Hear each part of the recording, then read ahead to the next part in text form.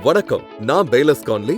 வாழ்க்கையில நம்ம எல்லாருமே நிச்சயமற்ற தன்மையை எதிர்கொள்றோம். அது நிதி சிக்கல்கள், உறவினர் பிரச்சனை, சுகாதார பிரச்சனை அல்லது நமது எதிர்காலத்தை கண்டறிய முயற்சிக்கிறது எதுவா இருந்தாலும் ஒன்று நிச்சயம். தேவன் உங்களை பார்த்து கொண்டிருக்கிறார். அவர் உங்களை நேசிக்கிறார். நீங்க எதை எதிர்கொண்டாலுமே அவர்கிட்ட உங்களுக்கான பதில்கள் இருக்கு. வணக்கம் நண்பர்களே. நீங்க இன்னைக்கு என் கூட இணைஞ்சதுல எனக்கு ரொம்ப மகிழ்ச்சியா இருக்கு. உங்ககிட்ட பகிர்ந்துக்க சில சிந்தனையை தூண்டும் விஷயங்கள் இன்னைக்கு என்கிட்ட இருக்கு. ஒருவேளை சில விஷயங்களை சற்று வித்தியாசமான கோணத்துல உங்களை சிந்திக்க தூண்டும்னு நான் நம்புறேன். நாங்க பிலிப்பியர் புத்தகத்துல இருந்து சில போதனைகளை செய்து கொண்டு வருகிறோம். நாங்க கடைசியா பேசியப்ப நீங்க அதிகம் கேட்டிராத சில வசனங்கள்ல இருந்து நாங்க பகிர்ந்துகிட்டோம். குறைஞ்சபட்சம் நான் தனிப்பட்ட முறையில யார் பேசியும் அதை கேட்டதே இல்லை. எனவே அடுத்த பகுதிக்கு போறதுக்கு முன்னாடி அந்த வசனங்கள்ல சிலவற்றை மீண்டும் உங்களுக்கு வாசிச்சு காமிச்சு அந்த பகுதியை மீண்டும் ஒரு முறை சுருக்கமா சொல்ல விருப்பப்படுகிறேன். ஏன்னா முதல் பகுதியை நீங்க புரிந்து கொள்ளும் போதுதான் அடுத்த பகுதி உங்களுக்கு புரியும். பொதுவா விஷயங்கள் அப்படிதான் செயல்படுது. எப்படி இருந்தாலும் நீங்க எங்க இருந்தாலும் சரி, உங்க வாழ்க்கையில இப்ப நீங்க எதை செய்து கொண்டிருந்தாலும், எதை எதிர்கொண்டிருந்தாலும், நீங்க யாருங்கிறது தெரியுங்கிறத நான் உங்களுக்கு சொல்ல விரும்புறேன். நீங்க தேவனுக்கு தெரியாதவர் இல்ல. அவர் உங்களை பார்க்கிறாரு. ஆமா, அவர் உங்க இருதயத்தை பார்க்கிறாரு. அவர் உங்க போராட்டங்களை பார்க்கிறாரு. அவர் உங்க ஏற்றங்களை தெரிஞ்சு வச்சிருக்காரு. உங்க இரக்கங்களையும் தெரிஞ்சு வச்சிருக்காரு. தாவீது ராஜா சொன்னாரு, என் நினைவுகளை தூரத்திலிருந்து அறிகிறீர். நான் விடியற் காலத்திற்கு செட்டைகளை எடுத்து சமுத்திரத்தின் கடையாந்திரங்களிலே போய் தங்கினாலும் அங்கேயும் உமது கை என்னை நடத்தும். நான் பாதாளத்தில் படுக்கை போட்டாலும் நீர் அங்கேயும் இருக்கிறீர். நண்பரே, நாம தேவனிடமிருந்து தப்பித்து செல்ல முடியாது. அவர் நம்மை பார்த்து கொண்டிருக்கிறார். அவை நம்மை அறிந்திருக்கிறார். மேலும் நீங்கள் அவரை அறிந்து கொள்ள வேண்டும் என்று அவர் விரும்புகிறார். அவர் உங்களுக்கு நல்ல காரியங்களை வச்சிருக்காரு. உலகம் தோன்றுவதற்கு முன்பே தேவன் உங்களை அறிந்திருந்தார். மேலும் நீங்கள் நடப்பதற்காக நல்ல பாதைகளை திட்டமிட்டார். நீங்க இப்ப நான் பேசுவதை கேட்பது ஒரு தற்செயல் நிகழ்வு கிடையாது. இந்த வசனங்களை படிக்க தயாராகும் போது நான் யாரை பற்றி பேச விருப்பப்படுகிறேனோ அந்த மக்களை பற்றி உங்ககிட்ட நான் பகிர்ந்து கொள்ள விருப்பப்படுகிறேன். ஏன்னா பல ஆண்டுகளா நான் அவர்களில் பலரை சந்தித்திருக்கிறேன் நண்பர்களே. அவர்கள் ஒரு காலத்துல தேவனுடன் ஒரு சந்திப்பை பெற்றிருந்தார்கள். ஆனா வழியில அவங்க புண்படுத்தப்பட்டு இருக்கிறாங்க.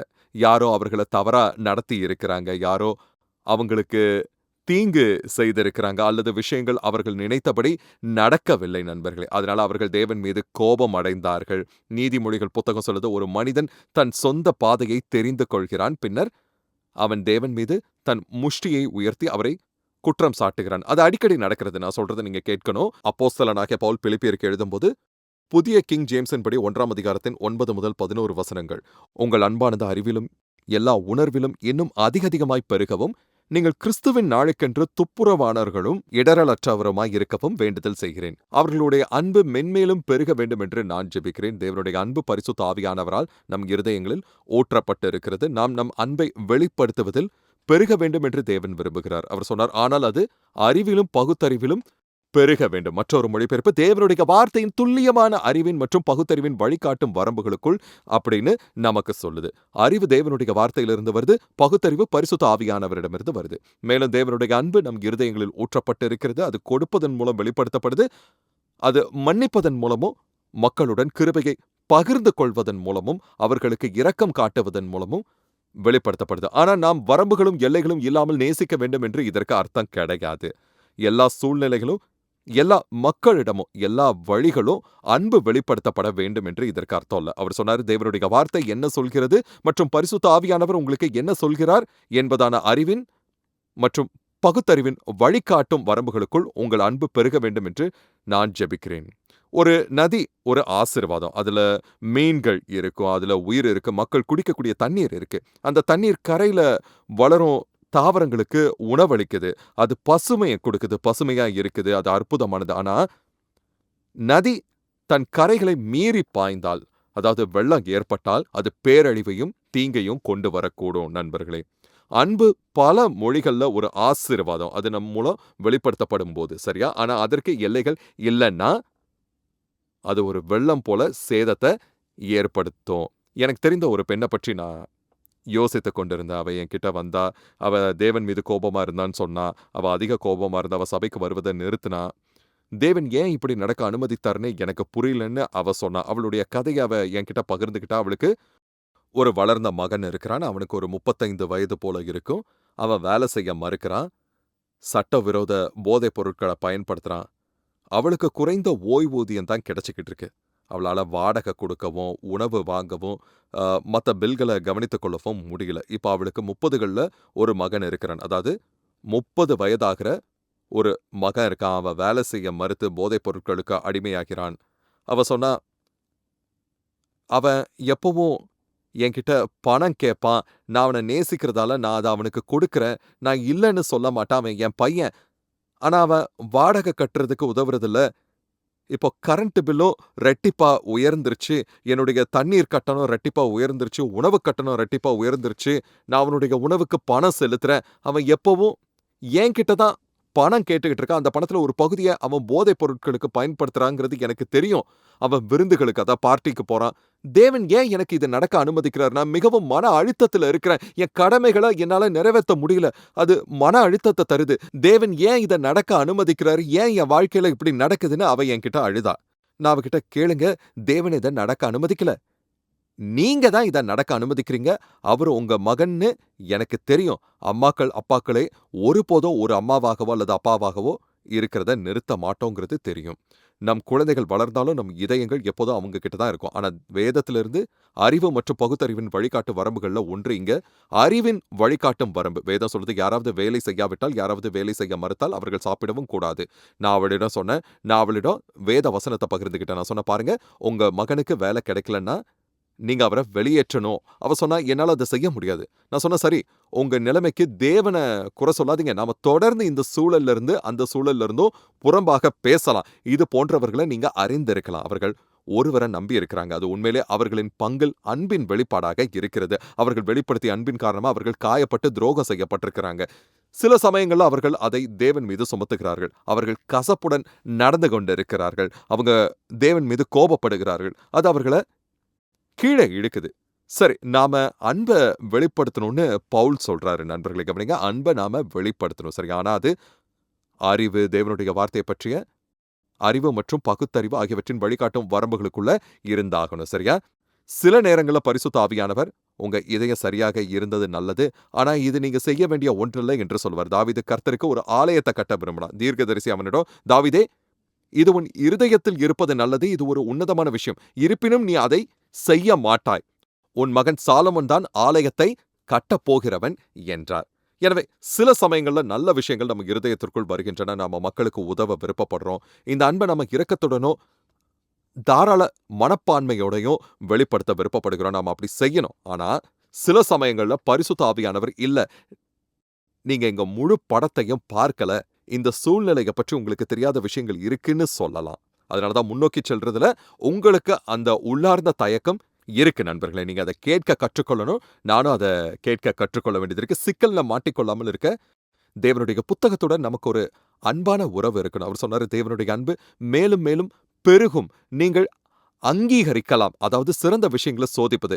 இங்க சிறந்தங்கிற வார்த்தையின் அர்த்தம் வேறுபடுகிறது என்று பொருள்படும். உண்மையிலே சில மொழிபெயர்ப்புகள் எந்தெந்த விஷயங்கள் வேறுபட்டவை என்பதை நீங்கள் தீர்மானிக்க முடியும் என்பதற்காக. எனவே சிறந்த வித்தியாசமான விஷயங்களை நீங்க சோதித்து பார்த்து அங்கீகரிக்கலாம். மேலும் கிறிஸ்துவின் நாள் வரும் வர நீங்கள் உண்மையாகவும் தூய்மையாகவும் இருக்க முடியும் என்று சொல்கிறது. குற்றம் என்றால் தடுமாற்றம் ஏற்படுவது என்று பொருளாகும். சரியா? விஷயம் என்னன்னா, இந்த வழிகாட்டும் எல்லைகளுக்குள் நாம் உழைத்து தேவனுடைய அன்பை நம்மில் வெளிப்படுத்தாவிட்டால் நாம் புண்படுத்தப்படுவோம். நாம தடுமாறுவோம். நாம் அவநம்பிக்கை கொண்டவர்களாகி விடுவோம். நாம சில சமயங்கள்ல கசப்பா முடிவடைவோம். சில சமயங்கள்ல தேவன் மீது கோபப்படுவோம். ஆனா தேவன் நம்மை வேறு ஏதோ ஒரு விஷயத்தால நிரப்ப விருப்பப்படுகிறார் நண்பர்களே. வேறு ஏதோ விஷயத்தால. இறுதியில நாம அவநம்பிக்கை கொண்டவர்களாகி விடுகிறோம். சரியா? அவர் நம்மை கசப்பால் நிரப்புவதை விரும்புவதில்லை. அவர் நம்மை கோபத்தால் நிரப்புவத விரும்பல. நம்ம வேறு ஏதோ ஒன்றால் நிறைந்திருக்கிறத அவர் விரும்புறாரு. அவர் அத அடுத்த வசனத்துல சொல்றாரு. பிலிப்பியர் 1:10 தேவனுக்கு மகிமையும் துதியும் உண்டாகும்படி இயேசு கிறிஸ்துவினால் வருகிற நீதியின் கனிகளால் நிறைந்தவர்களாகி. ஆக முதலாவதாக நான் குற்ற உணர்வு இல்லாம, அதாவது குற்ற உணர்வு எனக்குள்ள இருக்கக்கூடாது. அதாவது என்னெல்லாம் இருக்கக்கூடாதுன்னா, பகை, கோபம் மற்றும் கசப்புணர்வை மனதில் வைத்திருப்பதிலிருந்து நான் வெறுமையாக இருக்க வேண்டும். சரியா? நான் வேறு ஒன்றினால் நிரப்பப்படுவதற்காக நான் அதிலிருந்து வெறுமையாக இருக்க விரும்புகிறேன். தேவன் நம்மை நீதியின் கனிகளால் நிரப்ப விரும்புகிறார். அது இயேசு கிறிஸ்துவின் மூலமாக வருகிறது. தேவனுக்கு புகழ்ச்சியாகவும் மகிமையாகவும் இருக்கின்றது. நீதியினால் நிரப்பப்பட வேண்டும் என்று அவர் சொல்லவே இல்லை. ஆனா நீதியின் கனிகளால் நிரப்பப்படணும்னு சொன்னாரு. நீங்க இயேசு கிறிஸ்துவின் மீது விசுவாசம் கொண்டவராக இருந்தால், நீங்கள் புதிதாக பிறந்தபோது நீதிமானாக்கப்பட்டீர்கள் அல்லது தேவனுடன் சரியான உறவு நிலைக்கு கொண்டு வரப்பட்டீர்கள். இது நாம் வளரக்கூடிய ஒன்றல்ல. நாம் தேவனுடைய பார்வையில் அதிக நீதிமான்களாகிறோம் என்ற அர்த்தத்தில் நீதியில் நாம் வளர்வதில்லை. இயேசு நம்மை நீதிமானாக்கினார். சரியா? அவருடைய நீதினால் நாம் நீதிமான்களாக்கப்பட்டிருக்கிறோம். 2 கொரிந்தியர் 5:21 இயேசுவை பற்றி சொல்கிறது. பாவம் அறியாத அவரை நமக்காக பாவமாக்கினார்.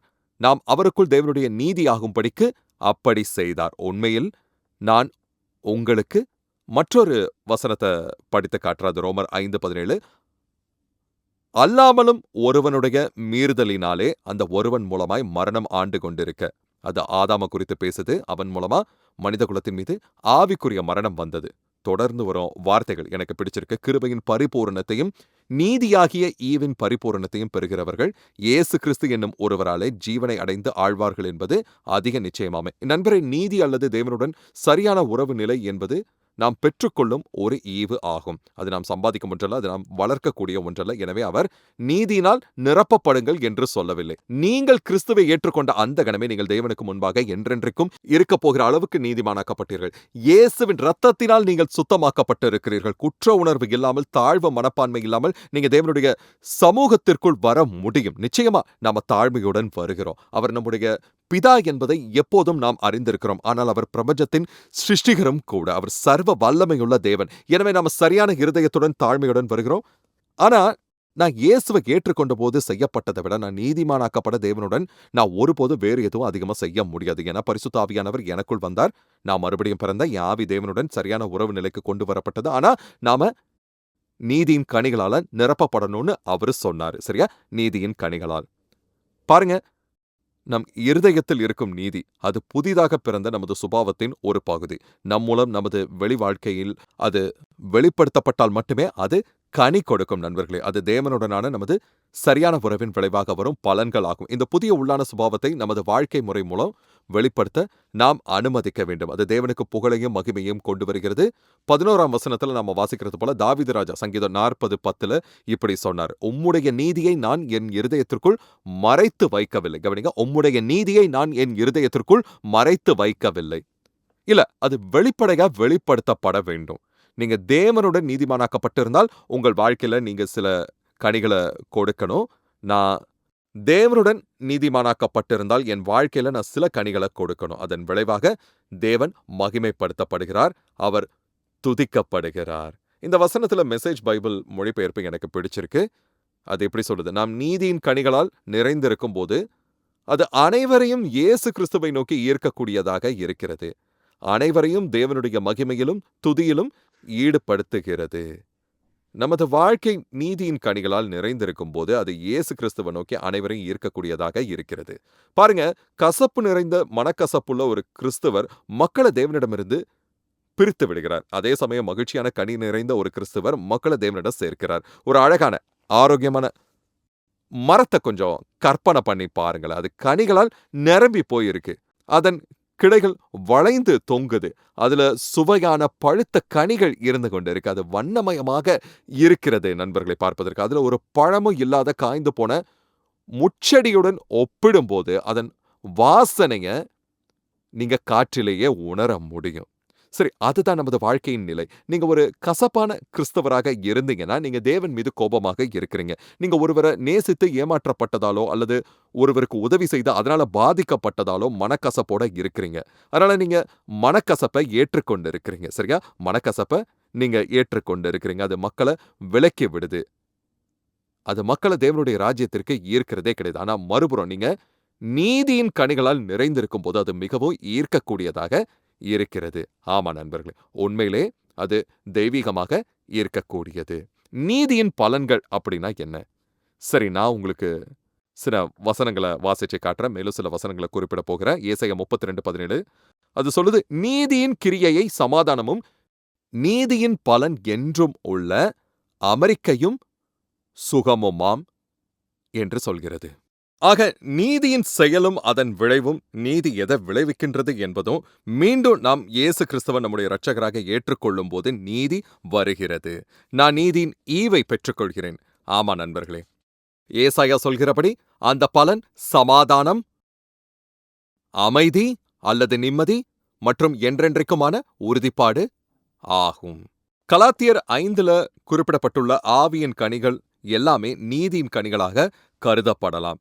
அவை தேவனுடன் நீதிமானாக்கப்பட்ட ஆவியின் கனிகளாகும். அதாவது அன்பு, சந்தோஷம், சமாதானம், நீடிய பொறுமை, தயவு, நற்குணம், விசுவாசம் அல்லது உண்மையுள்ள தன்மை, சாந்தம் மற்றும் இச்சையடக்கம். இது எல்லாமே நீதியின் கனிகள் ஆகும்.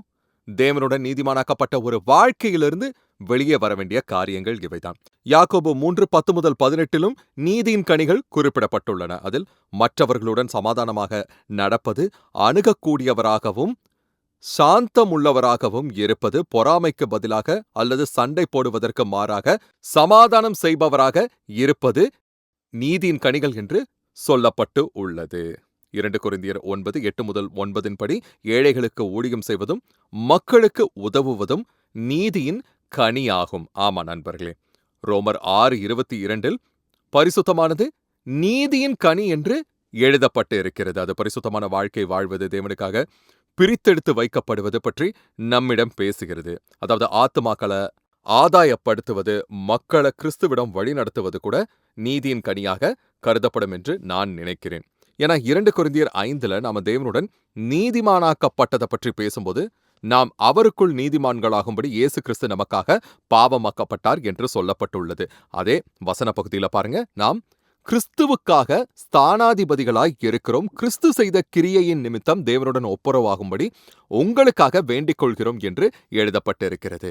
அது மீட்கப்பட்ட வாழ்வின் கனியாகும். நண்பர்களே, நாம் நற்செய்தியை பகிர்ந்து கொள்கிறோம். மற்றவர்களை கவனிங்க, அதாவது மற்றவர்களை நாம இயேசு கிறிஸ்துவிடம் கொண்டு வருகிறோம். சரியா? ஆமா, இயேசு கிறிஸ்துவிடம் கொண்டு வருகிறோம். இப்ப பவுல் பிலிப்பியருக்கு எழுதிய போது அவர் இந்த காரியங்களை பற்றியும் ஒருவேளை இன்னும் பல காரியங்கள் பற்றியும் சிந்தித்திருப்பாரு. அவர்கள் நீதியின் கனிகளால் நிரப்பப்படணும்னு விரும்பி இருப்பாரு என்பது உங்களுக்கு உறுதியா தெரியும். ஆனா ஒரு கேள்வி இருக்கு, இந்த நீதியின் கனிகள் ஒரு விசுவாசின் வாழ்க்கையில் எப்படி வளர்கின்றன? அவை எப்படி வளர்க்கப்படுகின்றன? கவனிங்க, அது எப்படி வளர்க்கப்படுது? பரிசுத்த ஆவியானவர் செய்யும் அந்த உள்ளான கிரியையுடன் ஒத்துழைக்க ஒரு விசுவாசியாக நீங்களும் நானும் என்ன செய்ய வேண்டும்? அந்த கிரியை நம் வாழ்வில் கனிகளை கொண்டு வரவே வடிவமைக்கப்பட்டுள்ளது. ஆமா நண்பர்களே, கனிகளை கொண்டு வர. முதலாவதாக ஒன்றை உங்களுடன் பகிர்ந்துக்க விருப்பப்படுறேன். இது உங்களை ஆச்சரியப்படுத்தக்கூடும். ஆவியானவரின் இந்த உள்ளான கிரியையுடன் நாம் ஒத்துழைக்க போகிறோம். ஏனென்றால், அதாவது தேவனுடனான இந்த சரியான உறவும், நாம் பெற்ற இந்த புதிய உள்ளான சுபாவமும் நம் வாழ்வில் அன்பு, மகிழ்ச்சி, சமாதானம், உறுதி, அமைதி, அப்புறம் ஏழைகளுக்கு ஊழியம் செய்தல் போன்றவற்றில் வெளிப்படுத்தப்படும் என்றால் அந்த கனிகள் எப்படி வளருது? நான் உங்ககிட்ட பகிர்ந்துக்கிற விருப்பப்படுகிற முதல் காரியம் இதுதான்.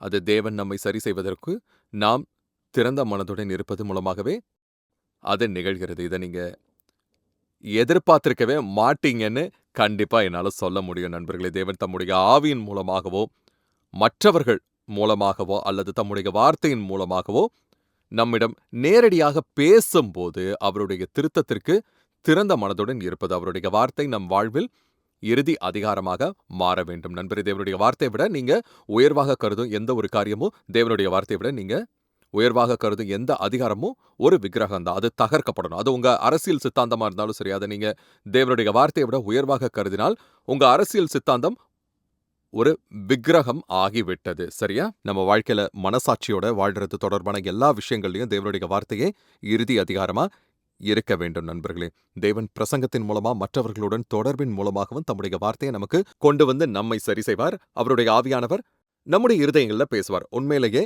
எபிரேயர் 12:9-11 நான் உங்களுக்கு வாசிக்கிறேன். இது இப்படி சொல்லுது: அன்றியும் நம்முடைய சரீரத்தின் தகப்பன்மார்கள் நம்மை சிட்சிக்கும் போது அவர்களுக்கு நாம் அஞ்சி நடந்திருக்க நாம் பிழைக்கத்தக்கதாக ஆவிகளின் பிதாவுக்கு வெகு அதிகமாய் அடங்கி நடக்க வேண்டும் அல்லவா? அவர்கள் தங்களுக்கு நலமென்று தோன்றினபடி கொஞ்ச காலம் சிட்சித்தார்கள். இவரோ தம்முடைய பரிசுத்தத்துக்கு நாம் பங்குள்ளவர்களாகும் பொருட்டு நம்முடைய பிரயோஜனத்துக்காகவே நம்மை சிட்சிக்கிறார். எந்த சிட்சையும் தற்காலத்தில் சந்தோஷமாய் காணாமல் துக்கமாய் காணும். ஆகிலும் பிற்காலத்தில் அதில் பழகினவர்களுக்கு அது நீதியாகிய சமாதான பலனைத் தரும் என்று நமக்கு சொல்கிறது. சரியா? சரி செய்வது என்பது மகிழ்ச்சியான விஷயம் கிடையாது. ஆனா அதன் பிறகு நாம் அந்த விஷயத்தை கேட்டு நம்மை சரி செய்து கொண்டு மாறி தேவனுடைய ஞானத்திற்கும் அவருடைய வழிக்கும் நம்மை ஒப்புக் கொடுத்தால் அது நீதியின் சமாதானமான கனியை உண்டாக்கும். சரி செய்வது மிகவும் முக்கியமானது. சரியான சிலர நீங்க சரி செய்ய முயற்சித்தால் அவர்கள் ஒரு பழைய தவளை போல ஒப்பி போய் நீ எனக்கு ஒன்றும் கற்றுக் கொடுக்க வேண்டாம் என்று கண்டிப்பா சொல்லுவாங்க. மேலும் அவர்கள் கோபம் அடைவார்கள். நான் ஒரு இளம் விசுவாசியாக இருந்தபோது எனக்கு நடந்த ஒரு விஷயம் ஞாபகம் இருக்கு. நான் ஆரெகான் மாநிலத்துல அப்போ வசித்துக் கொண்டு இருந்தேன். அங்கு ரோக் ரிவர் பள்ளத்தாக்குல அந்த வழியா பார்த்தீங்கன்னா, ரோக் நதி ஓடிக்கிட்டு இருந்துச்சு. நான் அடிக்கடி அங்க மீன் பிடிக்க போவேன். மீன் பிடிக்க ஒரு நல்ல இடம் அது. நான் சந்தித்த மற்றொரு இளம் விசுவாசியும் இருந்தாரு. அவர் நான் சென்ற தேவாலயத்துக்கு போகல. ஆனா அந்த பகுதியில உள்ள மற்றொரு தேவாலயத்துக்கு அவரு போய்க்கிட்டு இருந்தாரு. ஆனா எனக்கு அவர தெரியும். நான் அவர சந்திச்சிருக்கேன். அவரும் அவருடைய காதலியும் அந்த ஆற்றங்கரையோரமா இருந்த ஒரு அருமையான மிகச்சிறிய மிகவும் விசித்திரமான ஆனா உண்மையிலேயே அழகான ஒரு சின்ன வீட்டுல வசித்து வந்தாங்க. அது ஒரு விரும்பத்தக்க இடம். கண்டிப்பா. எல்லாருக்குமே அது ஒரு விரும்பத்தக்க இடம். அவங்களுக்கு திருமணம் ஆகாத நிலையில கணவன் மனைவி போல ஒன்றாக வாழ்ந்து வந்தனர். அவர்கள்ல யார் முதல்ல ரட்சிக்கப்பட்டாங்கன்னு எனக்கு தெரியாது. ஒருவேளை அந்த பெண்ணோ, அந்த ஆணோ ரட்சிக்கப்பட்டிருக்கலாம். அதனால அவங்க தேவாலயத்துக்கு போய்க்கிட்டு இருந்தாங்க. தேவாலயத்துல இருந்த சகோதரர்கள் அத கையாண்ட விதம் எனக்கு ரொம்ப பிடிச்சிருந்தது. அவங்க அவர்கள வரவேற்றாங்க. அவங்க மேல அன்பு காட்டுனாங்க. அவங்கள அவங்கள அவங்க அரவணைச்சாங்க. அவர்கள் அங்கு சிறிது காலமா வந்துகிட்டு இருந்தாங்க. அவர்களுடன் ஒரு நட்பையும் வளர்த்துக் கொண்டாங்க. வேதம் சொல்லுது கவனிங்க. நண்பனின் கடிந்து கொள்ளுதல் உண்மையுள்ளவை. என் நண்பனாக இரு. நீ விலகியபடி என்னை காயப்படுத்தலாம். ஏனென்றால் நீ என் நலனில் நீ அக்கறை கொண்டிருக்கிறாய் என்று எனக்கு தெரியும். சிலருக்கு நட்பை ஒரு பகுதியா வைத்துக்கொள்ள விருப்பமே கிடையாது நண்பர்களே. அவர்கள் உறவுகளின் பாலங்களை உருவாக்க விரும்புறது கிடையாது. அவர்கள் உள்ளே வந்து திருத்த மட்டுமே விரும்புகிறார்கள். ஆனா இந்த தம்பதியினர் மீது தாங்கள் அன்பு செலுத்துகிறோம் என்பதை அவர்களுக்கு தெரியப்படுத்த அவர்கள் நேரம் எடுத்துக்கொண்டார்கள். பின்னர் தனிப்பட்ட முறையில் அவர்களிடம் சென்றார்கள். அவர்கள் பகிரங்கமாக எதையும் செய்யவே இல்லை. தேவாலயத்தைச் சேர்ந்த சில சகோதரர்கள் மட்டும் அவர்களுடைய வரவேற்பறையில அவர்களோட அமர்ந்திருந்தாங்க.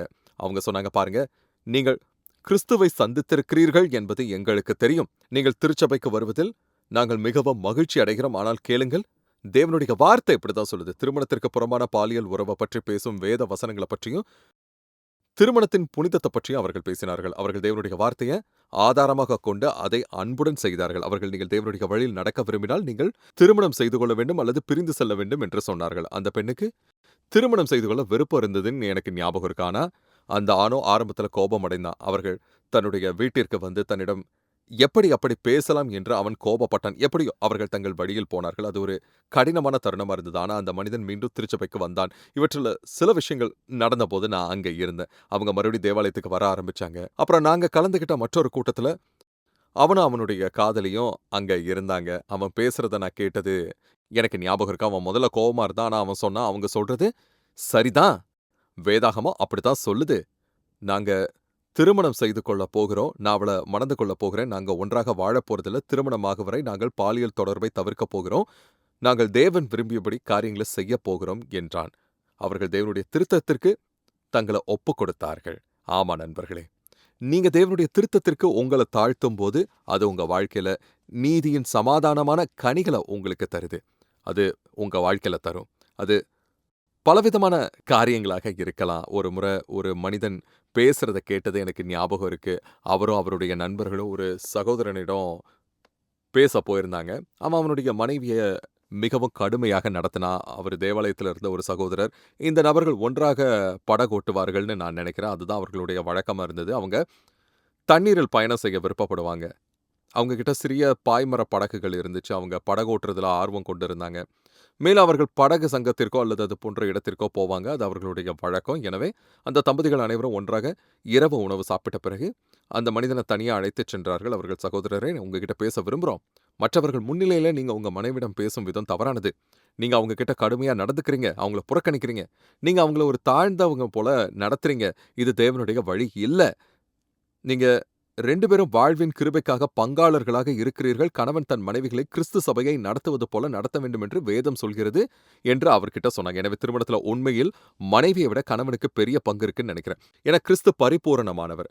அ மனைவியின் பங்கு சபைக்கு கிறிஸ்துவை போன்றது. கணவனின் பங்கு சபைக்கு கிறிஸ்துவை போன்றது. கிறிஸ்து எப்போதுமே சபையுடனான தன் செயல்களில் பரிபூரணமாக இருக்கிறார்.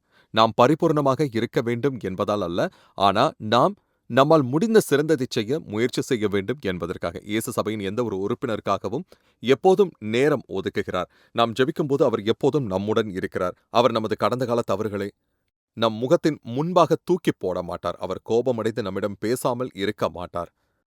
ஆனா இந்த மனிதர் அப்படித்தான் நடந்து கொண்டிருந்தார். அவருக்கு பெருமை சேர்க்கும் விதமா அவர்கள் சகோதரர்களே நன்றி, தேவன் ஏற்கனவே என் இருதயத்தோடு பேசிக் கொண்டிருக்கிறார் என்று எனக்கு தெரியும். உங்களுக்கு நன்றி, இந்த திருத்தத்தை நான் ஏற்றுக்கொள்கிறேன்னாரு. அவர் தன் மனைவியிடம் வித்தியாசமாக நடந்து கொள்ள ஆரம்பிச்சாரு. மகிழ்ச்சியான வீடு, மகிழ்ச்சியான மனைவி மற்றும் மகிழ்ச்சியான வாழ்க்கை. உங்க பணத்தை கையாளும் விதமா இருந்தாலும் சரி, அல்லது உங்க குழந்தையை பற்றிய விஷயமா இருந்தாலும் சரி, தேவனுடைய திருத்தத்தை ஏற்றுக்கொள்ள நீங்க தயாராக இருக்க வேண்டும் நண்பர்களே. கடந்த காலத்துல குழந்தை வளர்ப்பு மற்றும் அது போன்ற விஷயங்கள பற்றி நான் நிறைய போதித்தது எனக்கு ஞாபகம் இருக்கு. குழந்தை வளர்ப்பு குறித்து வேதாகமம் சொல்றத அவங்க ஏற்றுக்கொள்ளாததால எங்களிடம் மிகுந்த கோபத்துடன் வந்த சிலரும் இருக்கிறாங்க. நாங்க சொல்றோம் கேளுங்கள், இது தேவனுடைய வழி, வேதாகமத்திற்கு முரணாக இருந்தால் நவீன உளவியல் சரியல்ல என்பதால் நீங்கள் இதற்கு அடிபணிய வேண்டும். எனவே நம்முடைய வாழ்க்கையில நீதியின் கனிகளை வெளிக்கொணர நாம் செய்ய வேண்டிய முதல் காரியம் அது என்னன்னா, தேவனுடைய திருத்தத்திற்கு அடிபணிந்து அதற்கு திறந்த மனதுடன் இருப்பதுதான். இப்போ எனக்கு இன்னும் கொஞ்சம் நேரம் இருந்திருக்கணும்னு நான் விரும்புறேன் நண்பர்களே. ஆமா, எனக்கு இன்னும் கொஞ்சம் நேரம் இருந்திருக்கணும்னு நான் நினைக்கிறேன். ஏன்னா இயேசுவும் இத பற்றி பேசி இருக்கிறாரு. ஒருவேளை எதிர்கால செய்தியில அத பற்றி நாம கண்டிப்பா பார்க்கலாம். அதுக்கு ஒரு வாய்ப்பு அமையும்னு நினைக்கிறேன். சரியா? எப்படி இருந்தாலும் தேவன் உங்கள இன்னும் கைவிட்டு விடலன்னு நான் உங்களுக்கு சொல்ல விருப்பப்படுகிறேன். எந்த காரணத்திற்காவது நீங்க மனக்கசப்பு அடைந்திருந்தா, ஒருவேளை உங்களுக்கு அநியாயம் நடந்திருக்கலாம், துரோகம் செய்யப்பட்டிருக்கலாம், ஒருவேளை நீங்க சரியானதை செய்ய முயன்று இருக்கலாம், ஒருவேளை நீங்க அன்பு காட்ட முயன்று அதற்காக நீங்க தண்டிக்கப்பட்டு இருக்கலாம்.